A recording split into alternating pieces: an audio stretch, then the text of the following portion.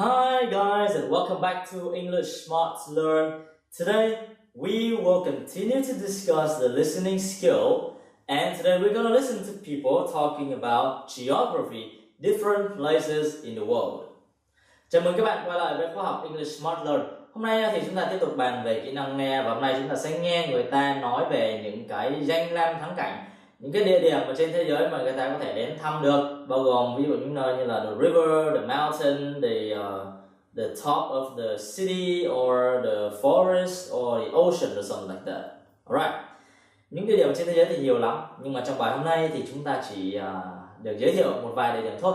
Tại vì nếu mà nói hết thì thực mấy ngày nó cũng không hết được.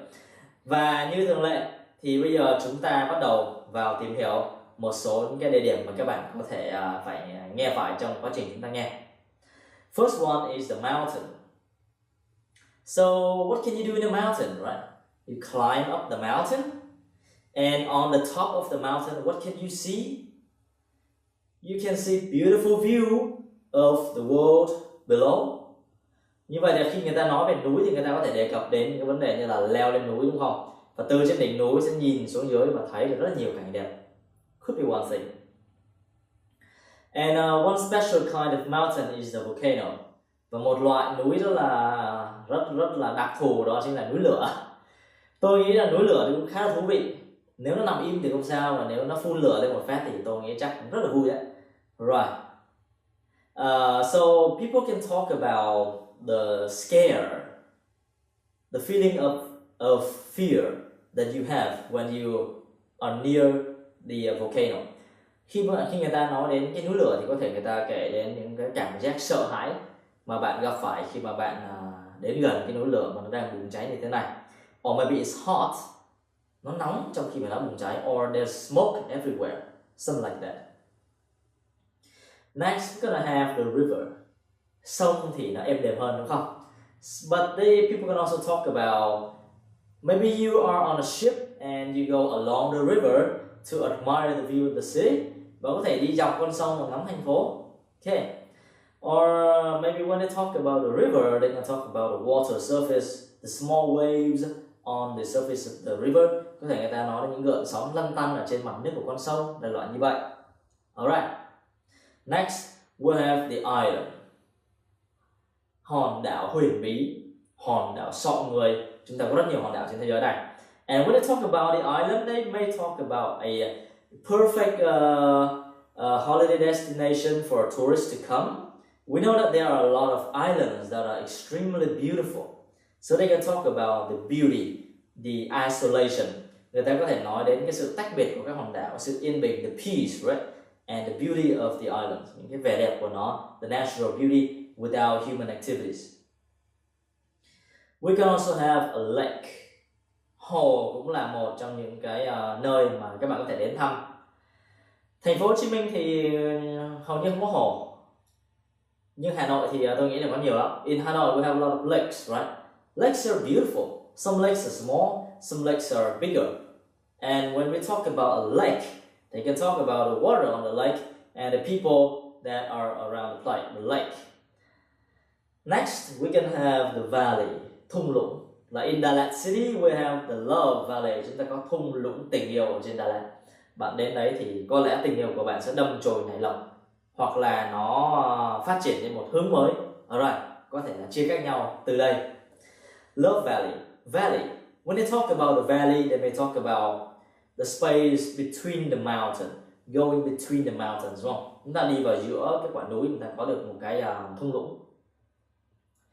We can have the stream as well, suối, right? So we can have the smooth flow of the river, dòng chảy nhẹ nhàng của một con suối róc rách, right? Gentle water flowing around. You may go camping near a stream. You may go fishing at a stream, something like that. Waterfall, thác nước. So when people talk about a waterfall, they may talk about the water falling down from up high and touching the stream or the water below it. Thác nước thì có thể là nó đổ xuống một con suối, đổ xuống một cái hồ, hoặc đổ xuống một cái sông lớn, đúng không? And it makes a lot of noise, right? Must be. We can also have the desert. Now the desert is a hot place. You're gonna be really heated up when you are in the desert. Đến sa mạc thì coi như là chúng ta bị nướng lên trong một cái lò nướng khổng lồ. Next one, we can have the hill, đồi thông hai một. Chúng ta có con đồi chẳng hạn. Con đồi thì nó chắc giống như con núi thôi, nhưng mà nó cho ta một cái cảm giác là nhẹ nhàng hơn, and gives us a more peaceful feeling. With trees and grass on the hill where you can lie down and take a look at the sunset, something like that. Forest, for example. Chúng ta cũng có thể đi vào rừng chơi. In the forest, we can have lots of trees, plants, and maybe animals. Right. Then there is the ocean. Đại dương mênh mông. Các bạn có coi bộ phim là Deep Blue Ocean chưa? Đại dương sâu thẳm. The Deep Blue Sea. Right. Bộ phim nói về đại dương sâu thẳm, trong đó có vài con cá mập khổng lồ. Very interesting. So when people talk about the ocean, they can say that it's vast, it's huge. There is no limit to the ocean. It's blue in color, một màu xanh tỏa lên cái vẻ đẹp của đại dương. Alright, that's it. Và chúng ta vừa xem qua một số từ để mô tả một số cái vị trí, một số cái nơi chốn mà có thể đến. Bây giờ các bạn hãy cùng tôi xem lại những từ đó. Các bạn nghe phát âm của từng từ và lặp lại. Now you listen and repeat the words. Here we go. Mountain, volcano, river, island, lake, valley, stream, waterfall, desert, hill, forest, ocean. Okay, that's it. Now let's move to the listening part. Bây giờ chúng ta sẽ qua đến phần nghe. Phần nghe của các bạn hôm nay thì cực kỳ đơn giản thôi. Listen and check the correct answer. Nghe và chọn câu trả lời đúng. Listen to the first one and see whether they are talking about a mountain or are they talking about a stream. Nghe xem họ đang nói về ngọn núi hay là về một con suối. Go. As far as I can tell, it was about 600 meters high. It took us 3 hours to climb to the top. I was really tired after that, but the view from the top was fabulous. Như vậy các bạn thấy rõ ràng người ta đang đề cập đến the mountain, right?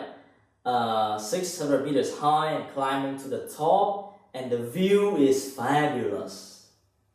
Second, is it a valley or a river that they are talking about? Go. It was beautiful. The water was so clear and so clean. The weather was really hot, so I went for a nice long swim. You could see the bottom, and there were lots of fish. So she is talking about the river. You can go for a swim, and you can see the bottom, and there's lots of fish. That's it. Bạn có thể đi bơi, bạn nhìn thấy cái đáy được, và có nhiều cá ở trong đó. 3. Is it the forest or a volcano? Lil. From inside the airplane, it was amazing. It looked very big and really scary. There was a lot of smoke coming out, and it looked like it was going to explode. Như vậy các bạn thấy là người này đang từ trên một cái trực thăng mà nhìn xuống. It looks really big. There's smoke and it's really scary. Có khói lên và trông nó rất là đáng sợ. Như vậy thì chắc chắn là volcano. 4. Is it an island or a waterfall? Một hòn đảo hay là một cái thác nước? Go. It was way up high in the mountains. We sat there for hours and listened to the sound of the water as it fell down into the river. It was so peaceful. Alright, it was so peaceful. See the water falling down into the river. Như vậy các bạn thấy rõ ràng đây là waterfall. That's right.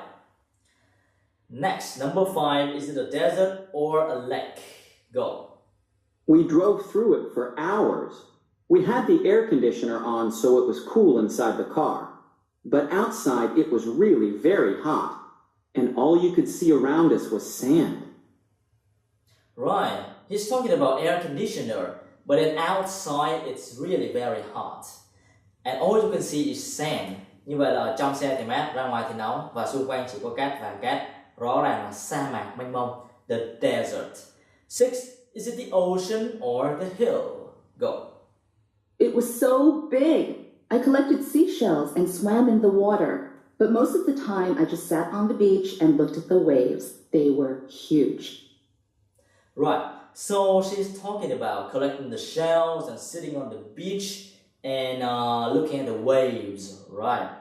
Đi nhặt vỏ sò này, ngồi trên bãi biển này và nhìn những con sóng rất là to của nó. Vậy rõ ràng this is the ocean, right, not the hill. Và như vậy thì trong bài vừa rồi các bạn đã cùng tôi nghe 6 đoạn hội thoại về những cái nơi chốn mà người ta có thể đến thăm.